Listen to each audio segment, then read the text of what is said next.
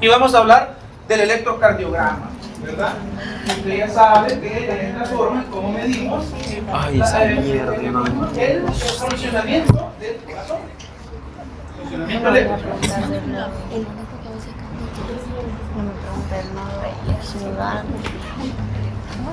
Entonces, ¿qué pasa? Pues, una manera de medir el funcionamiento eléctrico del corazón, tomando esto como punto de partida, es a través del electrocardiograma. El electrocardiograma nos va midiendo a través de sus ondas y de sus complejos cómo va migrando el fenómeno eléctrico en toda la superficie del corazón.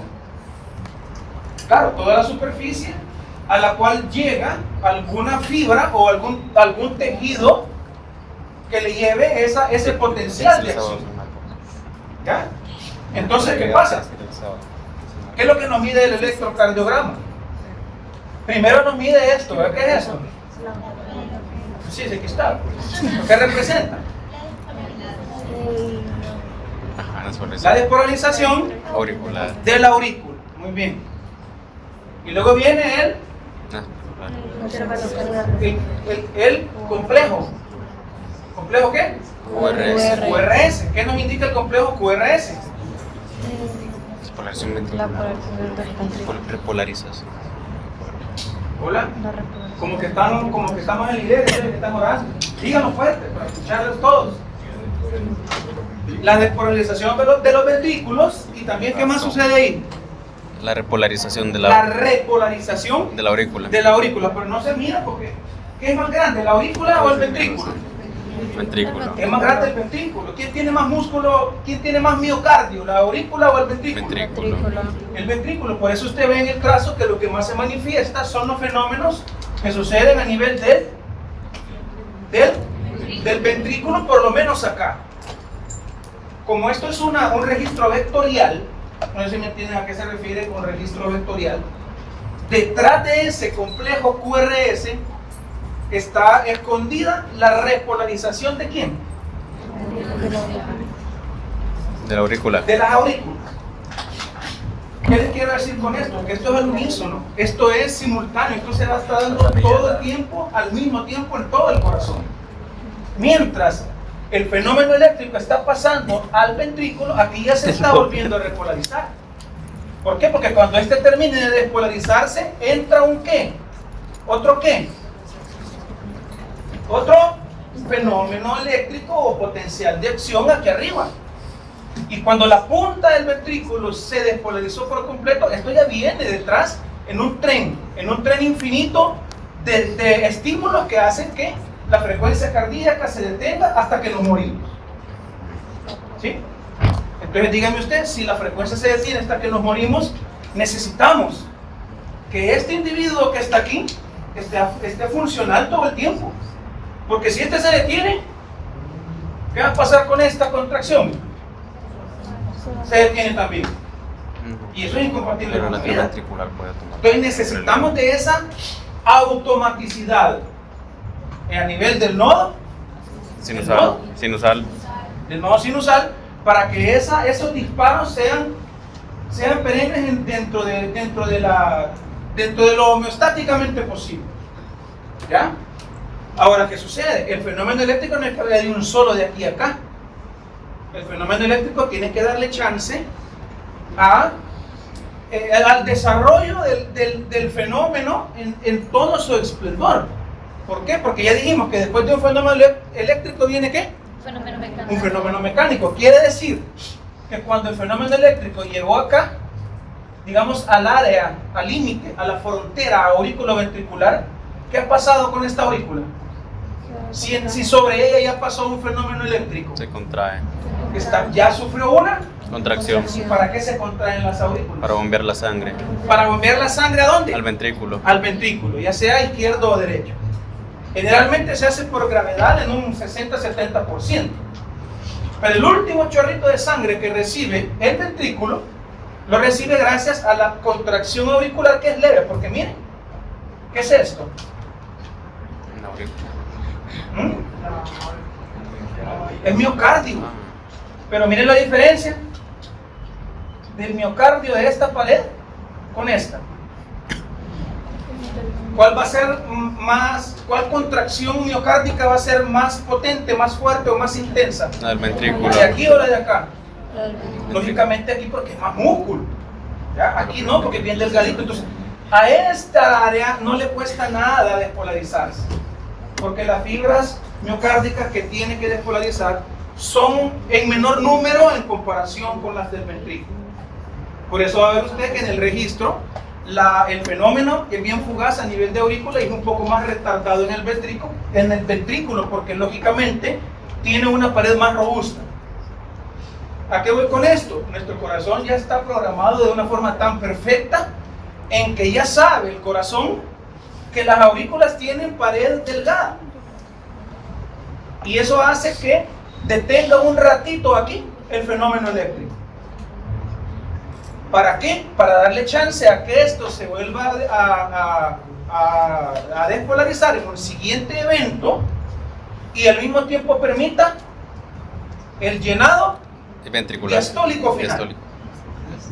A nivel de ventrículos. ¿Ya? Entonces, ¿qué pasa? Aquí hay un retraso como de 20 milisegundos. 20 a 25 milisegundos.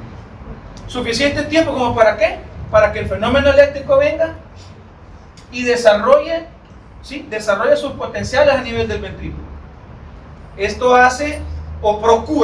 procura un orden en que se contraigan primero las aurículas y después los ventrículos. ¿Por qué? Porque para que se llenen los ventrículos, las válvulas tienen que estar abiertas en un inicio, pero para que la sangre se mantenga ahí, ¿cómo tienen que estar las válvulas? Cerradas. Cerradas. ¿Y quién permite el cierre de las válvulas? Cuando ya acabó de pasar el fenómeno eléctrico. ¿Ya? Si las válvulas estuvieran abiertas, ¿qué pasara cuando se contrayera el ventrículo? La sangre va para arriba. Y entonces ahí ve usted la insuficiencia valvular, el flujo retrógrado, la insuficiencia cardíaca y otras cosas patológicas que van a ver más tarde. ¿Ya? Pero fisiológicamente, esta secuencia de fenómenos tiene que darse procurando eso. Que las presiones sean las adecuadas para que se llenen las aurículas a través del retorno venoso, ¿ya? Con suficiente tiempo y fuerza para que la sangre vaya a los ventrículos, genere las presiones para cuando se contraiga funcione como bomba y el derecho pase la sangre ¿a dónde? Al pulmones. Al pulmón, y el izquierdo pase la sangre ¿a dónde? Circulación sistémica. A la circulación sistémica, ¿a través de quién? De la aorta. De la aorta. ¿Ya? Entonces dígame usted si no es necesario que se generen esas presiones grandes. Si la sangre que tiene que salir de aquí tiene que llegar hasta el último rincón de su cuerpo, tiene que llegar hasta el ojo de pescado que tiene en el dedo gordo del pie izquierdo, y para eso tiene que generar una gran presión. Por eso es que el ventrículo izquierdo desarrolla ese músculo tan robusto, porque de plano que sí lo necesitamos. Pero ahorita queda porque esto es lo normal. ¿Qué sucede cuando esto falla? ¿Qué sucede cuando en vez de tener solo un nodo acá disparando, existen muchos lugares de disparo de génesis de impulsos? Y entonces viene aquello que por aquí ya pasó un fenómeno eléctrico, pero cuando menos pasó otro encima. Y después de un fenómeno eléctrico viene un fenómeno mecánico. Ajá, entonces, si pasaron dos fenómenos eléctricos al mismo tiempo, ¿qué esperamos? Una arritmia. Una arritmia. Y entonces, ¿cómo detectamos una arritmia? Ahí en la siguiente idea vamos a ver eso. Tú te pones el estetoscopio para detectar el primer y segundo ruido cardíaco. El primer ruido cardíaco coincide con el pulso. ¿Ya? Con el pulso. ¿Qué es lo que tienes que hacer? Pulso radial, estetoscopio a nivel cardíaco. ¿Ya? El pulso radial tiene que coincidir con el primer ruido cardíaco, lo que escuchás en el esteto, en el paciente, en el corazón. El siguiente ruido es la diástole. Pero si tú escuchas después del pum tac, otro pum, ese es un extrasístole. ¿Ya? ¿Sí se entiende? ¿Por qué? Porque probablemente aquí hubo un fenómeno de reentrada o un circuito local que generó una contracción extra a la normal. Y entonces tú ya ves, mira, el paciente percibe una arritmia, tiene un ritmo cardiovascular, ritmo irregular. ¿Por qué? No sé, todavía. Pero entonces, ¿qué se ganó el paciente? Se ganó el electro. tanto para, ya, te dan un electro para ver por qué que tiene esa arritmia. Y entonces tú empiezas a ver, mire señora, sí, mire que a mí me dio un infarto y que no sé qué. Y en la historia clínica tú comienzas a atar caos. ¿Ya? Pero entonces, ¿qué pasa? Para llegar a la conclusión de que hay una arritmia, tenemos que saber primero cómo es lo fisiológico. ¿Ya? Y una vez sabiendo lo fisiológico, pues ya podemos encontrar las fallas. Y ya una vez encontramos las fallas, caemos en el diagnóstico. Y teniendo el diagnóstico, sí nos ganamos el derecho de tratarlos. prescribir. Pues vamos a prescribir a los locos. Ay, amiodarona a todos. Qué bueno. No es así nomás. Hay como el del carpio que sale así tirando el taminofén en los memes, pero no.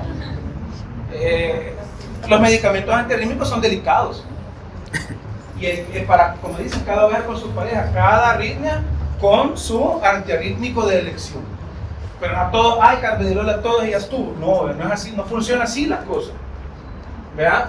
Entonces, ¿qué sucede? Debemos de ver primero que el ritmo sea sinusal. En un electrocardiograma, ¿qué nos avisa que el ritmo es sinusal? Sí, la onda P. ¿A dónde está el nodo? ¿A dónde está el nodo anatómicamente? En la aurícula. En la aurícula. ¿Y qué es la P? Entonces todo ritmo sinusal, todo ritmo que nace del nodo debe tener una onda P. Si tú ves un electro que no tiene una onda P, eso no es un ritmo sinusal. ¿Ya? Y luego vemos la congruencia del PQ. Puede ser que esto tiene su tiempo. ¿Cuánto mide esto? 0.20. Pero si vos ves que se prolonga, ¿qué pasa?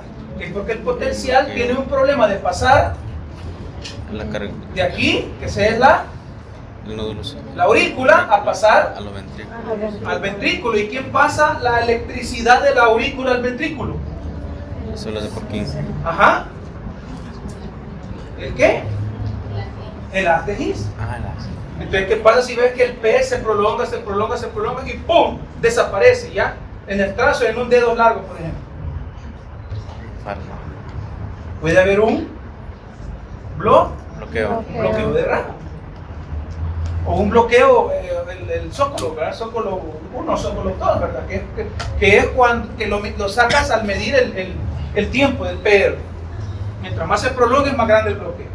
Un bloqueo de rama, un bloqueo a nivel internodal. ¿Ya? Pero ya después vamos con el tratamiento. Y luego, ¿qué es lo que sigue? Pues lo que ya hemos mencionado del QRS. Sucede que acá también puede haber un bloqueo. Y si está cerrado este paso de electricidad y se va por otro lado, ¿qué va a pasar? Esta parte del corazón se va a contraer 2 veces en vez de una, porque está sufriendo la entrada de 2 o 3 disparos extra. Entonces, ¿qué es lo que vas a ver acá? Una R y detrás otra R, porque se ha despolarizado 2 veces. ¿Ya? Es lo que llaman en el electro R', que se mira acá la R con 2 piquitos, pero no es que tenga 2 piquitos. Ya les dije que esto es vectorial y lo ve plano, pero si sacamos esta gráfica y la viéramos de lado, viéramos una onda acá y detrás de ella otra onda superpuesta, así. Por eso es que da la impresión de R', pero no es que una se monte de la otra, sino que una va parte de la otra, pero se mira en un plano de segunda dimensión cuando sacamos este gráfico ya en las paredes, representadas en las paredes del miocardio, porque está pasando 2 veces un estímulo. Entonces, qué chivo, tenemos un bloqueo de rama izquierda, rama derecha de la tripa. Usted lo va a ver ahí según las derivaciones, y de ahí viene el tratamiento. ¿Por qué hago esta correlación? Para que nos vayamos, para que desarrollemos la idea que esto no es automático. Vea que las arritmias son de un montón de clases, categorías, y subrogadas por muchas otras situaciones patológicas o propiamente del corazón. Un desequilibrio hidroelectrolítico te puede dar una arritmia. La misma insuficiencia cardíaca te puede dar una arritmia. El infarto, pues ya ni se diga, ¿verdad? Y esto, pues, hace un llamado a que debemos de complejizar un poco más esa intervención y evitar casarnos con un solo tratamiento. Por eso hay un gran montón de antiarrítmicos de lo que vamos a hablar ahora. Pero bueno, ya después de De esa proyección fisiológica ya pasamos a lo que nos trae este día. Y es lo que le mencionaba. Fíjese bien, les traía esta animación con el ánimo de recordar cómo es que se va dando todo el proceso de la estimulación del corazón. Miren, este azul es la sangre venosa, el retorno venoso, ¿cierto? Aquí va el nodo, miren, el nodo sinusal, el nodo AB. Y esas son las vías internodales. Miren, aquí está, ¿ven? Aquí está, miren. La vía anterior, la vía media y la vía posterior. Que llevan el fenómeno eléctrico del que dijimos. Del nodo sinusal. Del nodo sinusal al nodo Atrioventricular. Cuando el estímulo, y tiran una sella, si se fijan,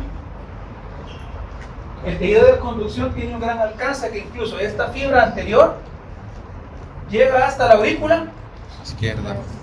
izquierda. Y entonces esta es la sangre, que viene ¿de quién?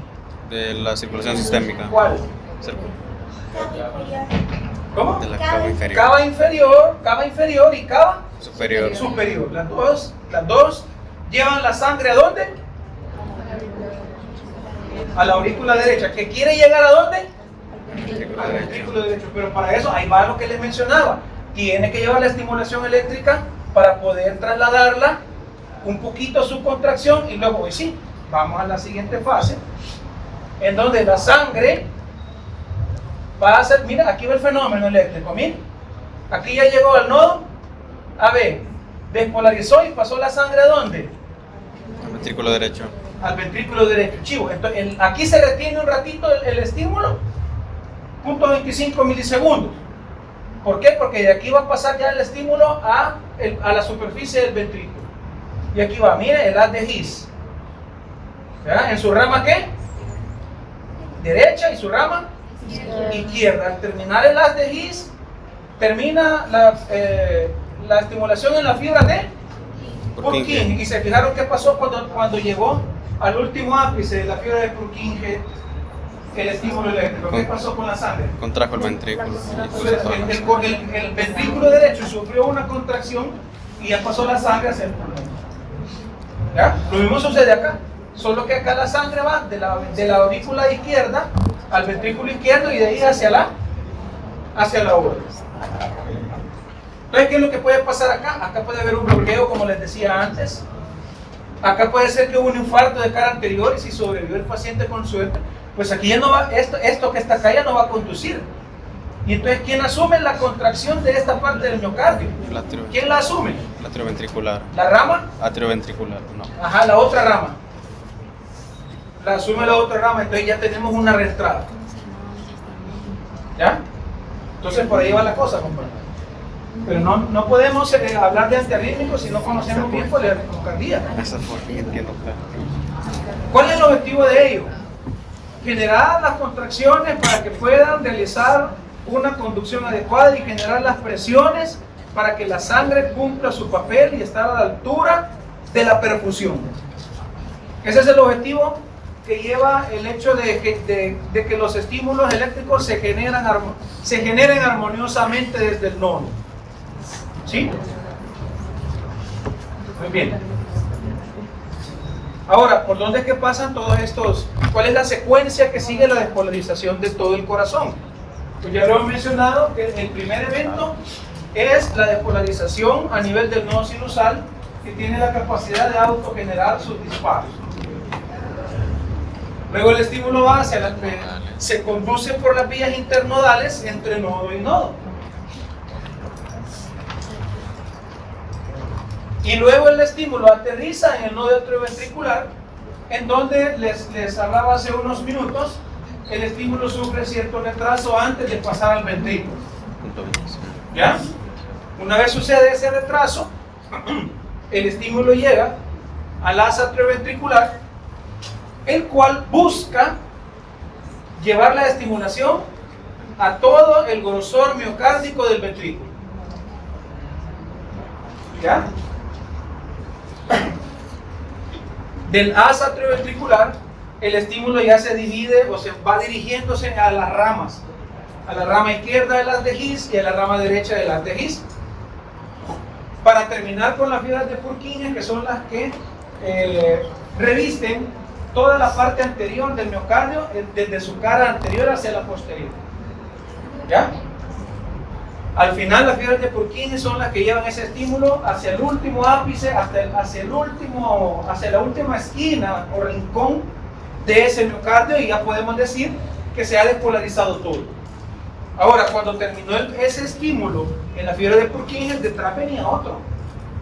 Detrás venía otro, ¿verdad? Por encima, avanzando, el tren, como les digo, el tren. ¿Por qué? Porque la frecuencia, les decía, no se puede detener. Cuando esto pierde armonía, cuando el estímulo sale de este camino, de esta vía, es ahí cuando tenemos problemas. Es ahí a donde ya podemos ponerle el nombre y el apellido de una arritmia cardíaca, que ya la vamos a describir. Y ya desde el punto más gráfico, pues lo podemos ver acá, ¿verdad? Ya lo hemos visto, ya hemos hablado bastante de ello, ¿verdad? Y de la secuencia que sigue la despolarización del corazón.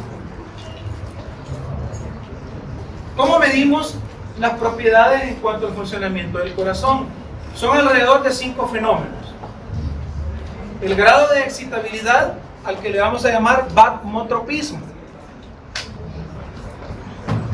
La capacidad de generar impulsos de forma autónoma que se traducen en una frecuencia cardíaca. A eso le vamos a llamar cronotropismo. La capacidad de generar velocidades de conducción en ese tejido. A eso le vamos a llamar dromotropismo. Dromotropismo, ¿verdad? La velocidad que adquiere ese potencial en su migrar por el tejido especializado de conducción. Al grado de contracción miocárdica, ya como funcionamiento de bomba, a eso le vamos a llamar inotropismo.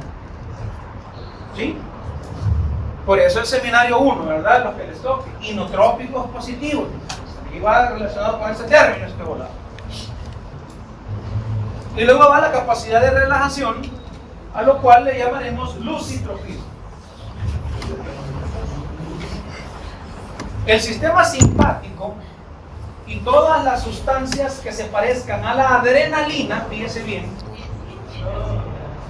el sistema simpático o las drogas o medicamentos que se parecen a la adrenalina hacen todo esto positivo. ¿Ya? Y el sistema parasimpático o toda sustancia que se parezca a la acetilcolina hace todo esto negativo. ¿Ya? Muy bien. Una vez claro la manera en cómo funciona el corazón, hoy sí nos vamos con un aspecto ya introductorio a los fármacos que vamos a usar hoy. Y entonces vamos a evaluar la diferencia, es lo que les mencionaba al inicio de la clase, la diferencia en el registro de los potenciales. Fíjese bien en el potencial del nodo y en el potencial del ventrículo. Si acaso estamos hablando acá estimulación y en este tiempo, ¿cuál dura más? ¿El de los nodos o el de los ventrículos? ¿Cuál dura más? Si esto es tiempo. El del ventrículo. ¿Por qué decimos que dura más?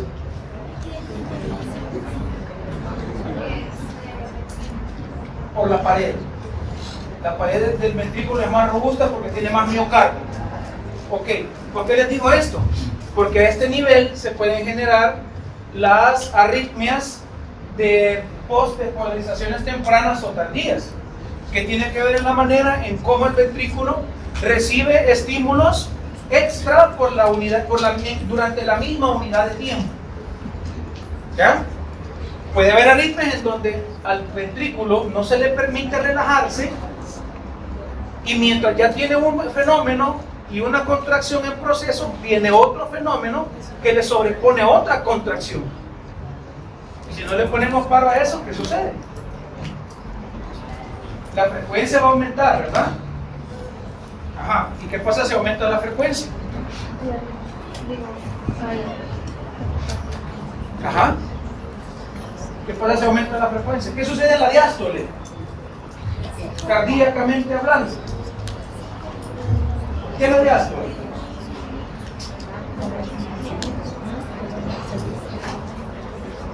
La sístole. ¿Qué es la sístole?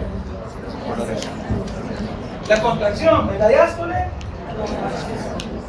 La relajación. Ajá. ¿Qué pasa en la diástole? ¿Para qué sirve la diástole, pues? Hola. Ajá. Le da tiempo para que se pueda llenar correctamente la aurícula. ¿Y esa sangre que llena la aurícula, para dónde va? Bueno, tiene que pasar de la aurícula Cardíacamente hablando. al ventrículo. Cardíacamente hablando, ¿para qué sirve la diástole? No sirve para nada. ¿Cómo está el miocardio cuando hay diástole? Relajado, ¿eh? ¿Y qué pasa con las arterias que están ahí dentro? ¿Estarían más socadas o más flojitas? Más socada. Más flojitas, porque está relajado los músculos. Y si la arteria está flojita y está dilatada, ¿qué pasa con la sangre? Hay más flujo. Entonces en la diástole el flujo coronario es mayor o es menor. Es mayor. Entonces al corazón le conviene la diástole porque él come en diástole. ¿Qué me así como que no?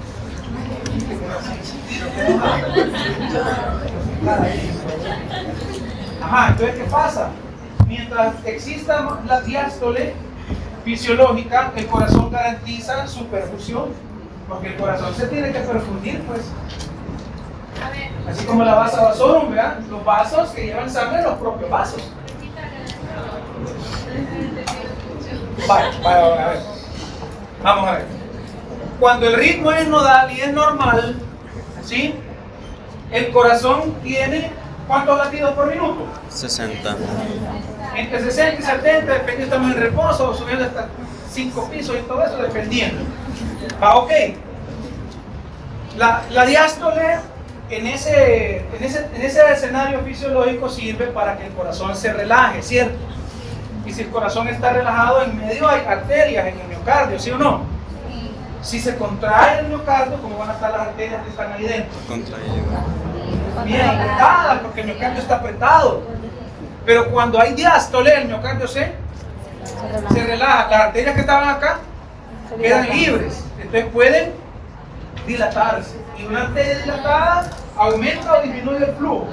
Aumenta. Entonces, por eso conviene mantener una cierta diástole. Porque les decía, en diástole el corazón es cuando come. Pero ¿qué pasa si viene una arritmia tóxica, como la tóxica, ¿verdad?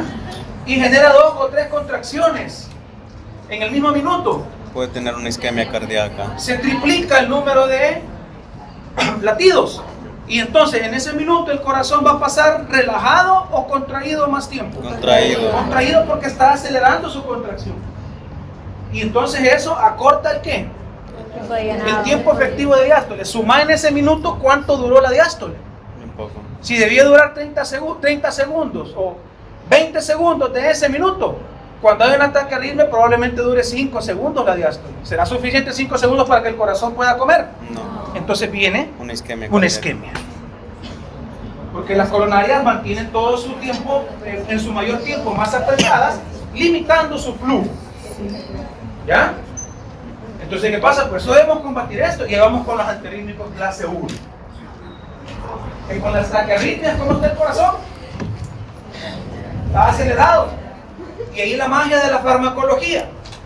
Tanto los clase 1 como los clase 4 tienen mayor afinidad al receptor durante una taquicardia. Porque durante la taquicardia, que es cuando el canal está abierto, es cuando adquiere más afinidad al medicamento por su sitio activo. Y entonces qué chivo, porque ya podemos dar una flecainida, podemos dar un propranolol, un carvedilol a una taquiarritmia generada por un trastorno relacionado con lo que les acabo de mencionar. Mientras más taquicardia exista, para algunos antirrítmicos mejor. ¿Por qué? Porque tiene más chance de ejercer su efecto antiarrítmico, deprimiendo bastante los lugares a donde hay extrasismo. ¿Ya? Y entonces magia. Cuando ya la frecuencia se regula un poquito, el medicamento disminuye su eficacia. ¿Va? ¿Por qué? Porque el estado en el que el receptor estaba ávido por medicamento, ya va a ser menor en cuanto a la presentación a su droga o a su interacción droga-receptor. ¿Ya? Muy bien. Entonces vamos a avanzar. ¿Y qué sucede también acá? Tenemos a los canales iónicos de suma importancia también para el aspecto fisiológico y farmacológico de esto. De lo más importante que tenemos que aprendernos acá son los que participan en el potencial de acción en su fase. Fase 0, fase 1, fase 2, fase 3, fase 4. Hasta primeramente el ¿Ya? esquema. Y ahí tenemos a los canales de sodio, a los canales de calcio, a los canales de potasio, a los canales de cloro. ¿Ya? Los canales de sodio son los que son de los que depende la primera fase del potencial, la despolarización rápida. Los canales de calcio son importantes también para terminar la despolarización, pero principalmente a nivel auricular. ¿Ya? A nivel auricular el calcio es el principal protagonista. Por eso es que el potencial auricular tarda en llegar a su umbral o a su culmen. Tarda porque el canal de calcio es más lento que el de sodio. En cambio acá no, si se fijan, importante. Lo vamos a ver en el trazo, pero ahorita molecularmente podemos hablar de estos canales. ¿Cómo lo podemos demostrar? Acá, miren. Si se fija, el potencial nodal está un poquito más acostado, ¿sí o no? O inclinadito. Y miren el ascenso del potencial a nivel de ventrículo, ¿cómo asciende? De golpe. Recto, o sea que es en tiempo, es inmediato. No se tarda nada, ¡pum! De un solo. Una vez se abre el canal de sodio, logró llegar hasta el tope. Miren, un ascenso vertical en el ventrículo. Pero ¿qué sucede en la aurícula? Más lento. ¿Lo ven recto esto? No. Está un poquito inclinado. ¿Pero por qué? Porque esto que está acá se está desarrollando gracias al canal de calcio. Y el canal de calcio es más lento que el canal de Sodio. El canal de sodio dependiente de voltaje es rapidísimo. Y por eso usted ve el ascenso muy rápido de la primera fase del potencial a nivel del ventrículo. ¿Cierto? Esto tiene mucho que ver ya cuando veamos los antiolíticos clase 1, que son, perdón, que son los que bloquean el canal de sodio. De ahí vamos a ver los clase 4, que son los que bloquean el canal de calcio. Se lo voy a decir así en desorden, pero ya después lo vamos a ordenar. De ahí vamos a ver los clase 3, que son los que bloquean los canales de potasio, como la miodarona que ya les he mencionado. Muy bien.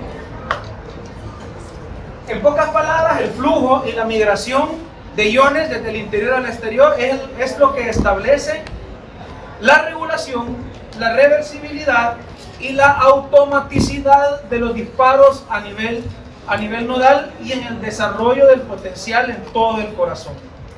¿Verdad?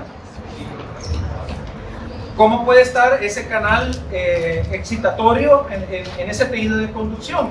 Puede tener tres estados: el cerrado, el abierto y el inactivo. Dependiendo de qué fármaco, muchos van a tener mayor afinidad en su estado abierto. ¿Ya? Y vuelvo a lo mismo. Eso es conveniente que tengan afinidad por el estado abierto, porque cuando hay taquiarritmias, ese canal está tan abierto que hace un torrente de sodio al interior para despolarizar de manera muy intensa en el corazón. Entonces, ¿qué pasa? ¡Qué chivo! Porque el medicamento, al tener afinidad por el canal abierto, va a restringir el desarrollo de una taquiarritmia, normalizando la frecuencia y haciendo que el paciente pues ya se sienta mejor y evite el riesgo de isquemia o de infarto en el peor de los casos. ¿Ya? Noten bien esto, compañeros. Ya lo que les mencioné en teoría lo vamos a aplicar ahora a esta figura que nos demuestra el potencial en sus fases. ¿Cuál es el de la aurícula? ¿El de arriba o el de abajo? A ver si me han puesto atención. El de abajo, ¿verdad? ¿Cuál dura más? El de abajo. De esos dos, ¿cuál dura más? El de abajo. El de abajo, ¿verdad? Y entonces, ¿por qué dura? El de arriba, perdón. ¿Por qué dura más el de arriba? El de arriba dura más, ¿verdad? ¿Por qué dura más el de arriba? Es del ventrículo, y el ventrículo es más grueso, más robusto. No digamos más robusto, que es más bonito. Sí, es más robusto, ¿ah? Muy bien. ¿Y este por qué es chiquito? Casi no dura nada. Porque la pared auricular es bien. Entonces no cuesta nada despolarizar. No cuesta nada despolarizar. ¿Ya? Pongámosle encima los fármacos. Aquí van a actuar los clase 1 bloqueando los canales de calcio.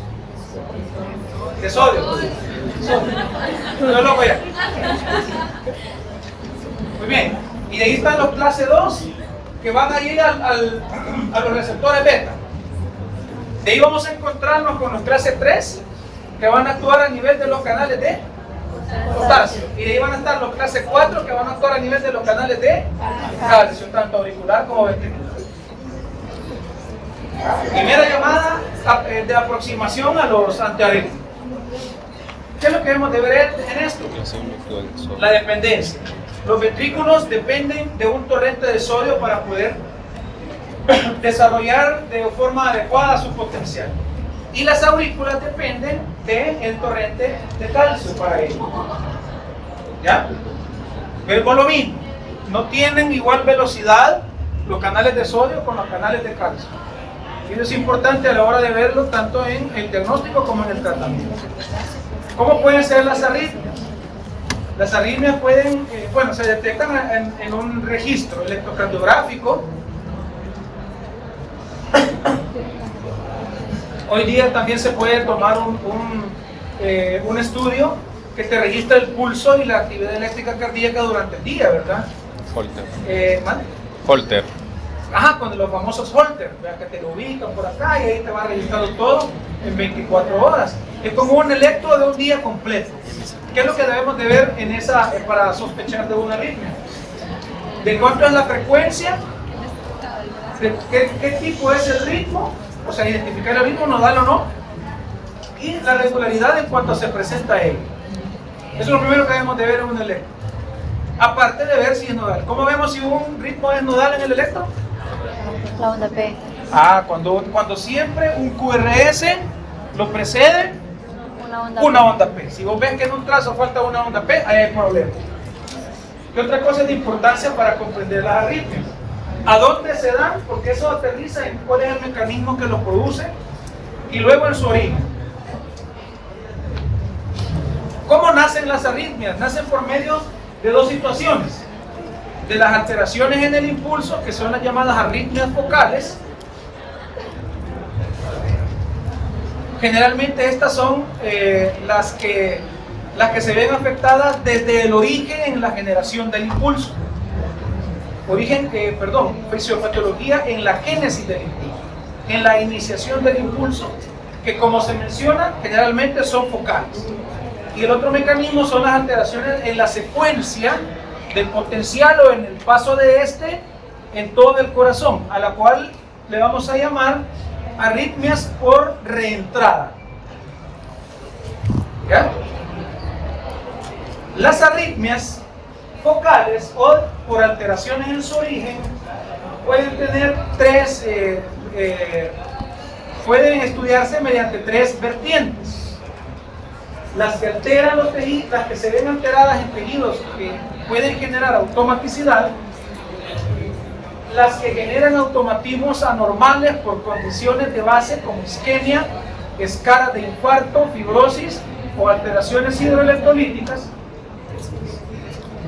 o alteraciones desencadenadas por despolarizaciones anómalas, precoces o tardías. Ya las vamos a ver cada una.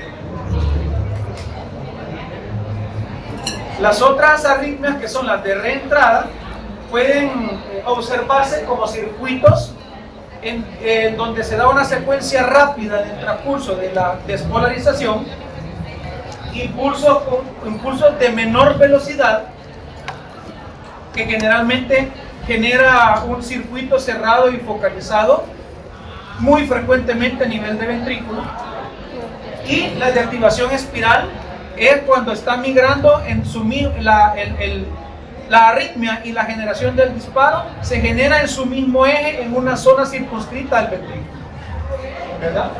De igual manera, independientemente si es de mayor o menor velocidad, en circuito o en serpentaje o en espiral, todas les vamos a llamar por mecanismos de reentrada. Tomemos a las despolarizaciones tempranas y tardías. Las tempranas son aquellas arritmias en donde un ritmo anormal cae sobre otro ritmo anormal,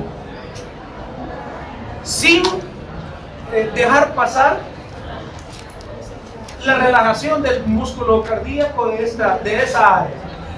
Por eso se llaman tempranas, porque estas arritmias no dejan que el corazón descanse para nada.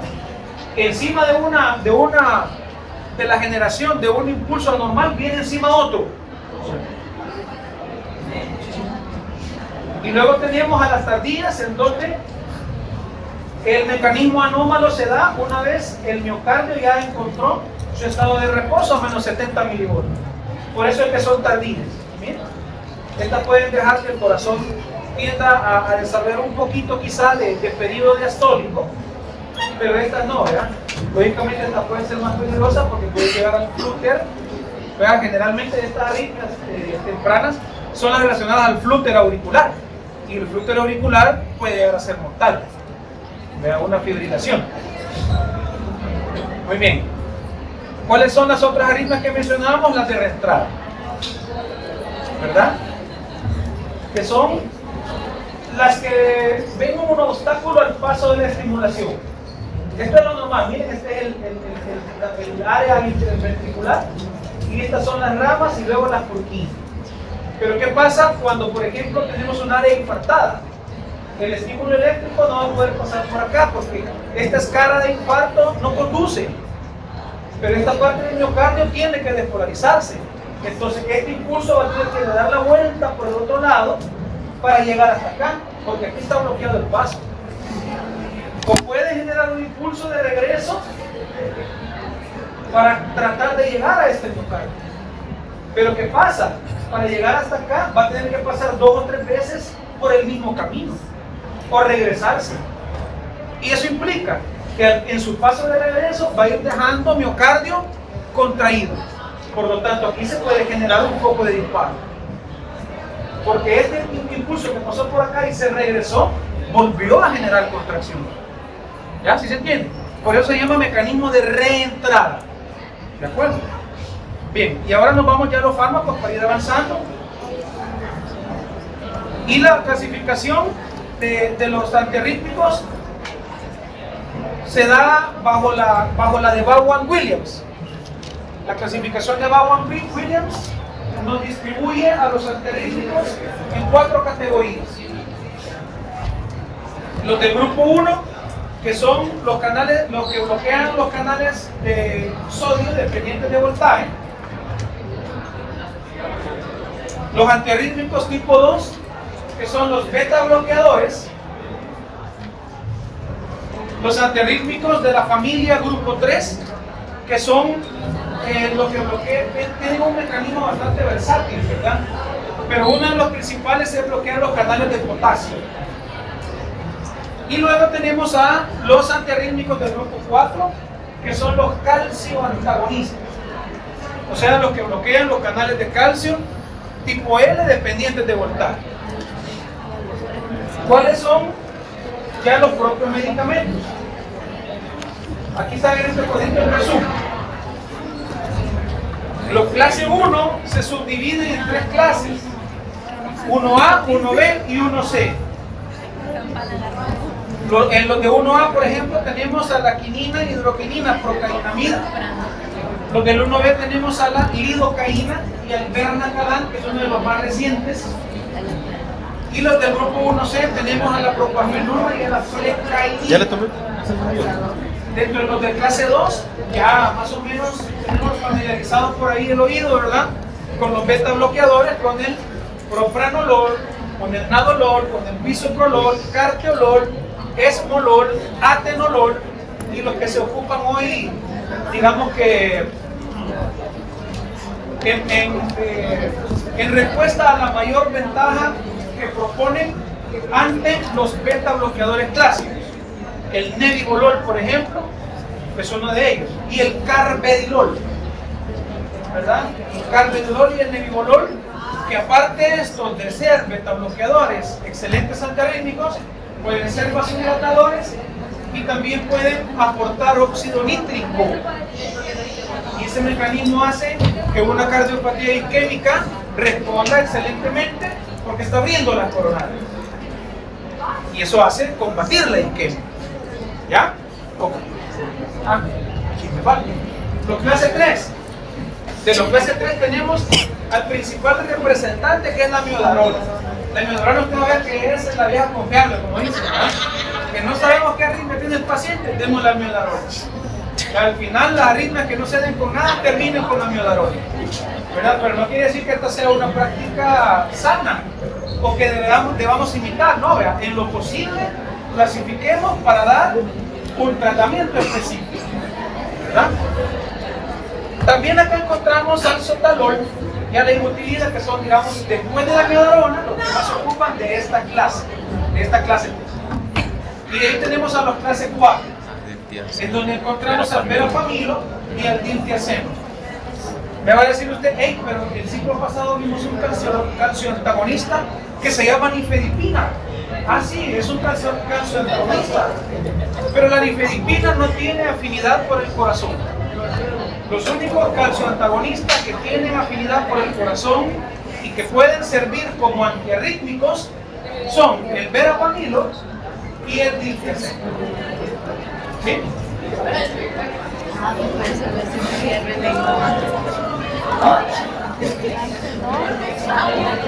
¿Cómo se dice la clase? Esa vergona.